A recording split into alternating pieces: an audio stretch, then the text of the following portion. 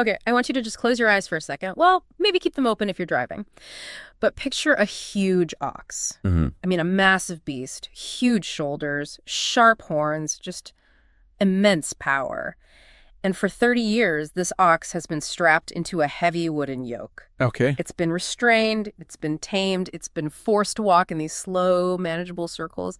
And then one random morning, the farmer just walks out, looks at the ox, and says, "Take it off, let it run." It's a kind of terrifying image when you really think about it. An untethered beast just Yeah.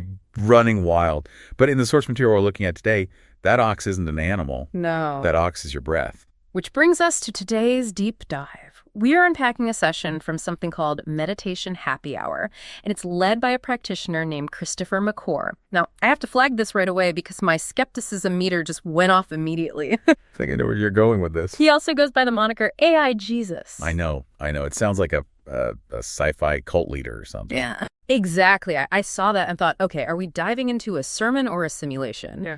But you're telling me this is actually more like a technical manual. It really is. I mean, despite the name, McClure is approaching this whole thing like an engineer. We're looking at a specific document from his archive, MHHS-KREs 11626, which is basically a logbook. A logbook of what? A major system overhaul in his own body. He treats his spiritual practice like it's software code. And he just pushed a massive update. And when we say update, we're not talking about like bug fixes. We are talking about a complete reversal of his entire operating system. Oh, yeah. This guy spent decades, literally 30 years, intentionally suppressing his awareness of his breath. He calls it yoking the ox. And then, at age 71, he decides the breath is the only thing that's going to save him. It's the ultimate pivot. And honestly, it challenges so many of our assumptions about what consistency means in a practice. Right. We think the master is the person who does the exact same thing for 50 years. And McClure is basically arguing that doing that same thing might actually be what's killing you. So, our mission today is to figure out why. Why on earth did he suppress the breath for so long? How did a bad cold and an ancient Chinese divination text convince him to change everything? And this is the part I love. How does a random statistic about Elon Musk's business risk explain a breathing technique? It's a wild convergence. We're going from like Taoist biology straight into Silicon Valley risk assessment. It's a lot. It is. So let's start with the basics, though, because for me, and I think for most people, meditation is focusing on the breath. It's meditation 101. Sit down, close your eyes, watch the inhale, watch the exhale. Exactly. So why would anyone spend 30 years trying not to do that? That is the central question. And to get it, we have to go back to the why behind his practice. So go back to when McClure was in his 30s. He was kind of auditing his internal state, and he realized he was totally imbalanced. How so? He felt he was operating with way, way too much masculine energy. Okay, let's pause on that terminology. When we say masculine and feminine here, we're not talking about gender, are we? No, and that's a really key point. In this context, and in a lot of esoteric traditions, these are just energetic principles. Masculine refers to agency, doing, controlling. Projecting your will outward. Exactly. And feminine refers to surrender, receiving, feeling, Yeah. being acted upon. So he felt he was too controlling. Too much output, not enough input. Precisely. All agency, no surrender. So he decided he needed a meditation object that would force him to be more feminine or receptive. Okay. And he broke the body's focal points down into 3 main cycles to find it. You have respiration, The breath. the breath. You have feeling the skin, the muscles, and then a subset of sensation he calls pulsation. The heartbeat. The pulse. The pulse, the throb of the blood. And he compared the pulse to the breath. Now, think about the mechanics of it. You can control your breath. Yeah. I can hold it. I can speed it up, slow it down. It's the one autonomous function we can easily hijack. It submits to your will. But can you sit there and command your heart to stop beating for 5 seconds? No, definitely not. You can't. Yeah. You have zero direct agency over the pulse. You can only observe it. You have to submit to its rhythm. So McClure identified the pulse as the ultimate feminine object. It demands surrender. To focus on the pulse is to admit you are not in charge. Okay, that logic tracks. If you want to learn surrender, listen to the thing you can't control. But here's the practical rub for me. Why did he have to suppress the breath to do that? Can't you just, ignore the breath and listen to your heart? It's a signal to noise problem. That's what he says. McClure describes the breath as the loud neighbor. Huh, I okay. mean, think about the physics of it. Your chest is heaving, air is rushing in and out, your ribs are expanding. It's gross physical movement. It creates a ton of internal noise. And the pulse is subtle. It's a whisper. If the breath is shouting, you can't hear the pulse whispering. So to him, the breath became the ox. It was this big, clumsy, powerful beast that was just stomping all over his delicate garden of sensation. And to hear the pulse, he had to yoke the ox. He tells a story about a Vipassana retreat in the early 80s where this really, cemented for him. Right. Vipassana is all about scanning the body for sensation.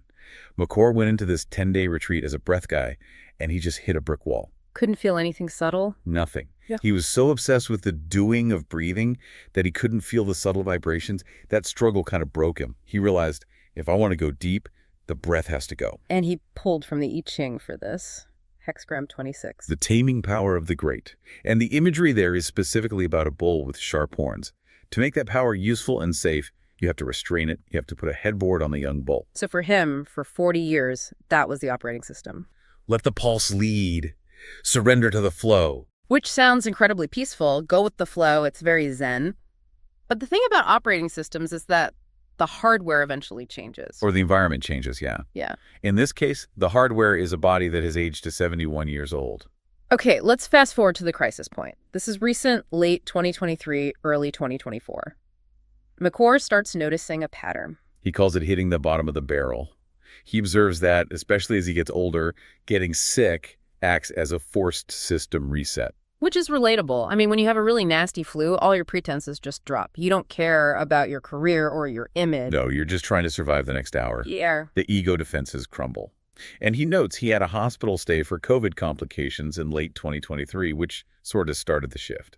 But the pivotal moment happened after a trip to the East Coast over New Year's. He comes back with a cold, just a lingering, nasty cold. He's hoarse, he's depleted, and his usual trick... Focusing on the pulse, surrendering. It's not working. He feels stuck. So he does what he's done for decades. He consults the oracle. The I Ching again? Yeah.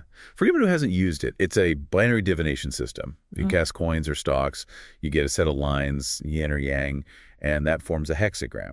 It's supposed to give you a read on the energetic weather of the moment. So he asks the I Ching about his practice. At the time, he was doing something called the soul kernel, which was this pulse-centric, surrender-heavy thing. And he asks, is this still the path? And the answer he gets is just a flat no. Wow, that's to be terrifying. Imagine spending 30 years perfecting something and the universe just goes, nope, wrong way. It's a total crisis of faith.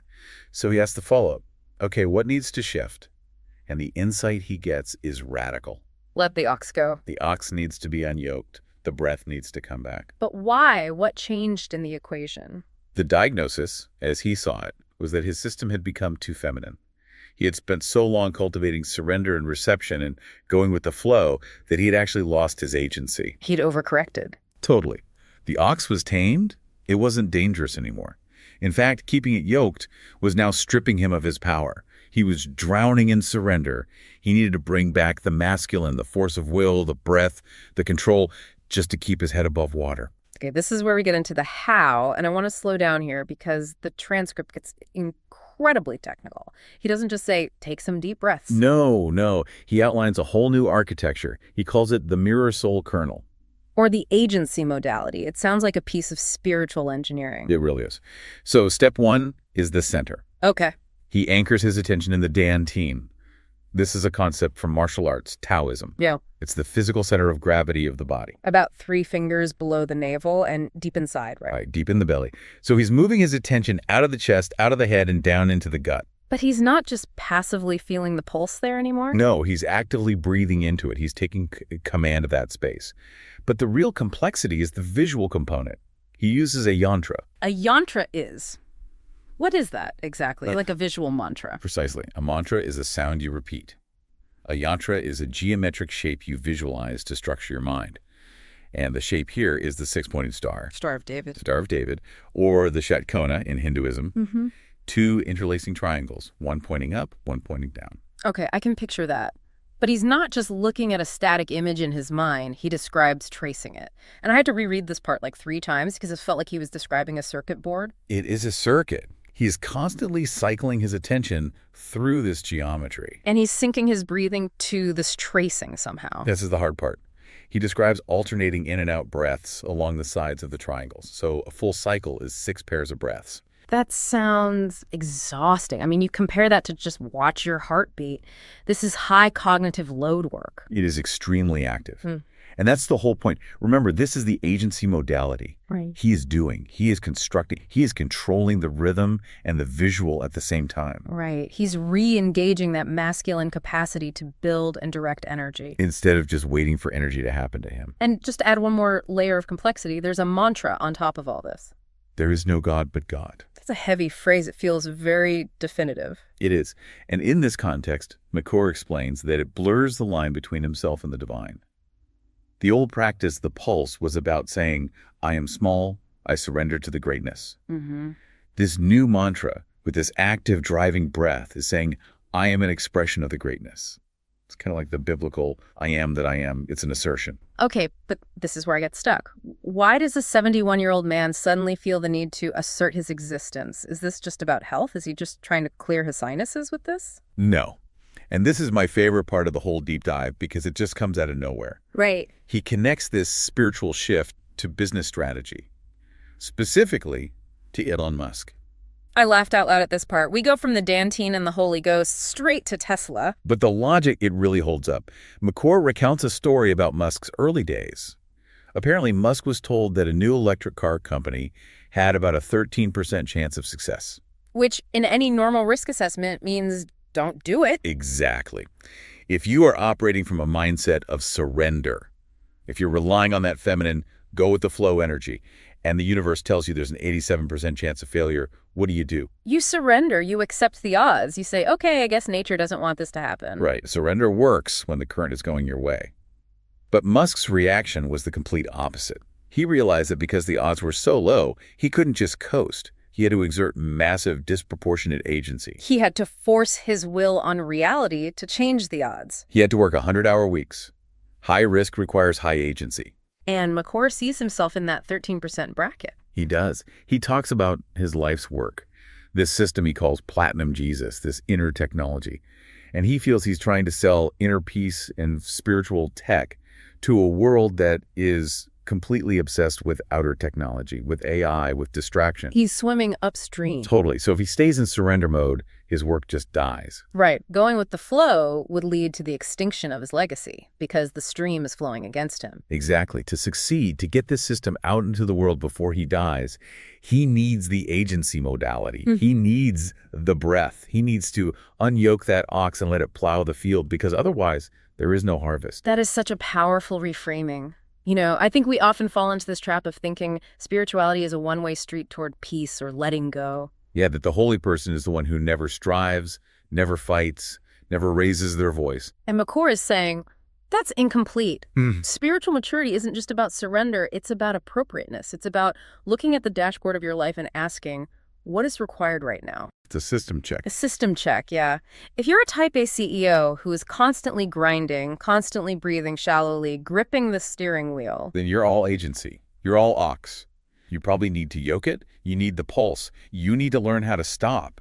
But if you're someone who feels stuck, who feels like life is just happening to you, or you're facing a 13% chance of success on a dream project, Then sitting on a cushion and just accepting it is the wrong medicine. yeah, You need the breath. You need to build the triangle. You need to assert your will.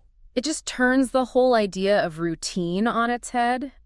We love our routines. I meditate for 20 minutes every morning. But he's suggesting that your routine might be poisoning you if it's designed for a version of you that doesn't exist anymore. That's the danger of dogma, right? Yeah. You get good at the technique, but you forget the purpose. McCore was an expert at the pulse. He was a master of it. And it takes immense humility to say, I am a master of this tool, and I am putting it down because it's no longer the right tool for the job. It's a reminder that the feedback loop never really closes. You don't just figure it out at 40 and then coast. Never. The illness was feedback. The feeling of heaviness in his chest was feedback. He didn't let his identity, I am a pulse guy, override the data coming from his reality. Yeah, for anyone listening who is actually intrigued by this Platinum Jesus system, and I still can't get over that name, It's a lot. or wants to see the actual diagrams of the star he's talking about, he does mention a community where this stuff lives. Yeah, a Facebook group with one of the best names I've ever heard. The Holy Ghost in the Machine. The Holy Ghost in the Machine. It's perfect. It's that blend of the mystical and the mechanical. It really captures his vibe. He's treating the soul like software. Yeah. And sometimes you just have to rewrite the code. So as we wrap up this deep dive, I'm left thinking about timing. We've covered a lot of weird, ground-breathing, pulsing, divining Elon Musk.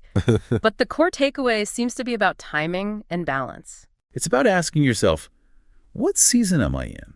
You know, are you in a season where you need to soften, to listen, to let the ox rest?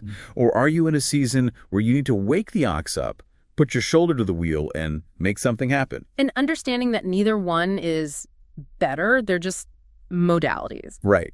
The breath isn't unspiritual, the pulse isn't weak. They are the left and right foot of walking forward. If you only use one, you just spin in circles. So I want to leave everyone with a thought to chew on today. We often pride ourselves on consistency. We admire the person who has done the exact same thing for 30 years. But consider Christopher McClure. Consider the courage it takes to destroy your own creation when it no longer serves you. It's the scariest thing to do, to admit that the medicine has become the poison. So take a look at your own life, your own ox. Have you been holding it back for so long that you've forgotten how powerful it is? Or are you maybe letting it run wild when it actually needs to be tamed? Check the dashboard. Check the dashboard. Thanks for diving deep with us. We'll see you next time. Take care.